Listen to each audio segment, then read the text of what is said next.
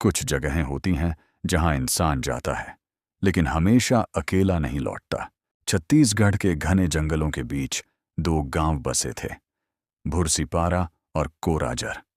दोनों के बीच बहती थी काली सार नदी, दिन में हरी, शाम को काली, जैसे नदी के भीतर कुछ और ही बसता हो। रघु निषाद रोज की तरह निकला था, बाजार पहुंचना था, लेकिन उस सुबह जंगल में एक अजीब खामोशी थी। रोज जहां पक्षी बोलते थे, आज एक भी आवाज नहीं। नदी के बीच पहुंचते ही पानी एकदम ठंडा हो गया, बर्फ जैसा, अचानक, जैसे कुछ उसके इर्द गिर्द घूम रहा हो। लौटते वक्त सूरज डूब चुका था।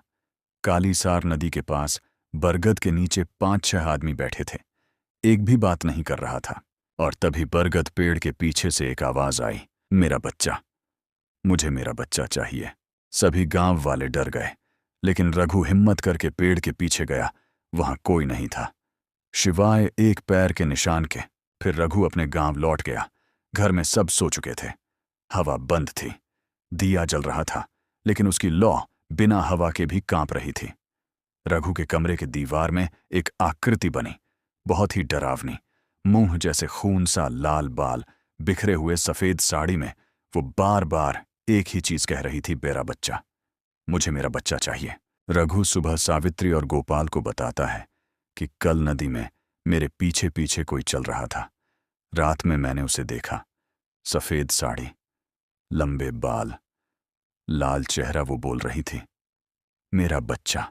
तभी सावित्री के हाथ से चाय का गिलास छूट के गिर जाता है, क्योंकि सावित्री जानती थी वो सुशीला है, वही सुशीला जिसमें मरते वक्त अपने बच्चे को सिर्फ एक बार देखा है। उधर कोराजर गांव से एक खबरिया भोला, खबरिया खबर पहुंचने के लिए भूरसिपारा गांव के लिए निकलता है, हाथ में मशाल लिए। भोला खबरिया जैसे ही नदी में पैर रखता है, उसकी मसाल के लौ नीला हो जाता है। पानी में भोला की परछाई, उसके पीछे एक और परछाई चल रही होती है। भोला पलटता है, पानी में एक लाल चेहरा। चेहरा धीरे धीरे उसकी परछाई में समा जाता है और भोला की आंख एक पल के लिए पूरा सफेद हो जाता है। भोला फिर से चलने लगता है, लेकिन अब वो अकेला नहीं था। उसी रात पहली बार वो आत्मा भूरसिपारा की सरहद पार कर गया।